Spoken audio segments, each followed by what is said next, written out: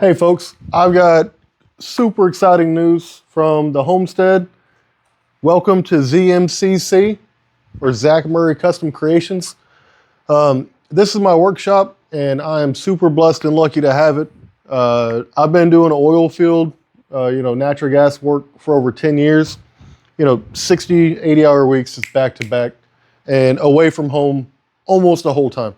And I decided a few years ago I'd really like to be home and not work so much, and especially in such a dangerous environment.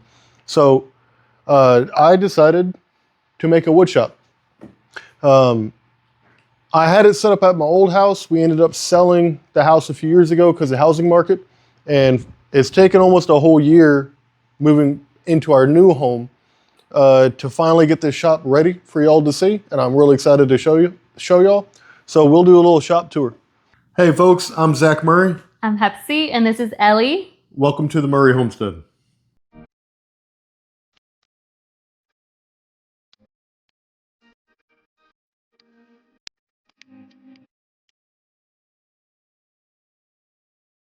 First thing here, this is a 4x8 workbench that I put a whole bunch of 3/4 inch dog holes in.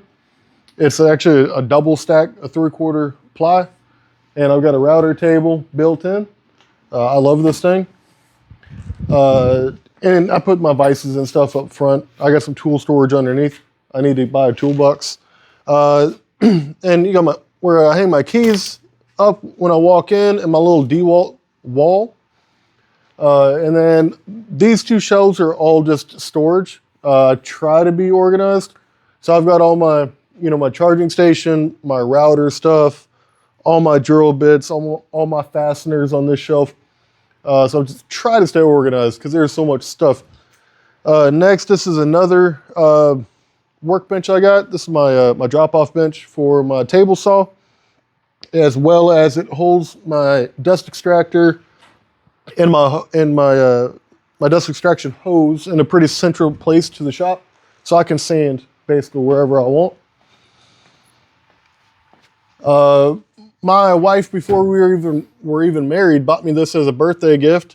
It is a Win air filtration system.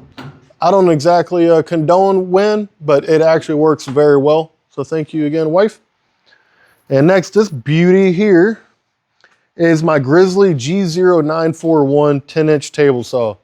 And she is lovely, and it works very, very well. Good dust extraction and all that stuff. Next, I've got my South Bend SB1108 15-inch planer. This is one of my favorite tools because it's got the helical head in it. Fantastic. Moving over, we have a 8-inch parallelogram jointer, and it's 8x76, also by Grizzly, and this is the G0858. I have had zero issues with any of these machines, and even through the move, they stay like 90% accurate as far as being parallel and at 90 degrees and everything. Love these things. Next, you got a little sanding station, my metal working station, and my miter station. This is a construction grade, not exactly for super precision, but I did put a better blade on it, and it works well for me. I will be building an actual miter station pretty soon. This is actually the only thing, my drum sander, that was damaged in the move, and it's a bummer because no one likes sanding. That's why I bought this. So I will fix it, but basically the bed got a little bit bent. It must have rocked in the truck or something, and it's just this corner of the bed that got bent down. Next, you got my band saw. This is a 17-inch Grizzly model G013X2. I've only just got it set up again, and I would say of those three machines that I showed you, this is the one that's debatably either a luxury item or a necessity. It really depends on what you do. For me, I do a lot of resaw work, and it is a necessity. This beautiful pile here, this is actually a 15-foot long conference table. Both of these pieces are going to go together but I went to the wood store and got lured in. I'm sure y'all have had that experience. And so I have to build all of this and get it off the table. Then I can finish building this huge conference table for a customer. Going back around, we have my, my little pegboard wall. This is just for all the little handy dandy things I use every single day. My wood storage, and again, I had a lot of fun at the wood store. So the stuff leaning up against it is for up and coming projects. And this is the tabletop I just built for a coffee table. So that will all be going away soon, but it's basically just some 8-foot shelves that help me stay a little bit organized. Trash can, and then one of the most important parts of the shop, I got this used from an old printing company, I think for like $200, but it's a fire cabinet. And this is where I keep all my various finishes and stains and mineral spirits and all that stuff. Try to be safe. And then this is actually from my old hunting cabin from, I don't know, almost 10 years ago. I already had it, so I went ahead and put it in here.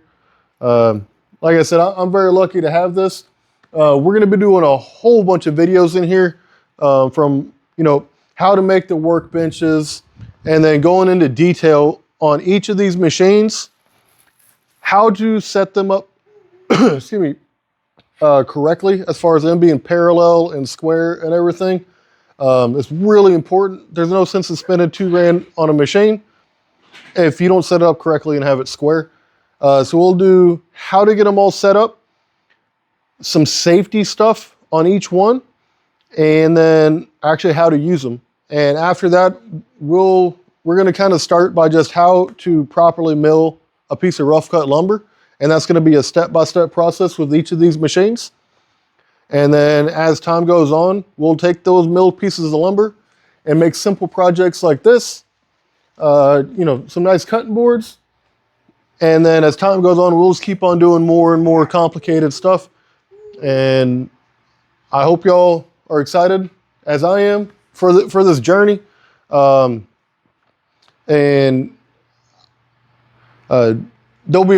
whole bunch of videos to go on, just general shop setup. This took a while because this is a production shop. So I actually want to be able to know where things are and to have some kind of workflow as I'm working.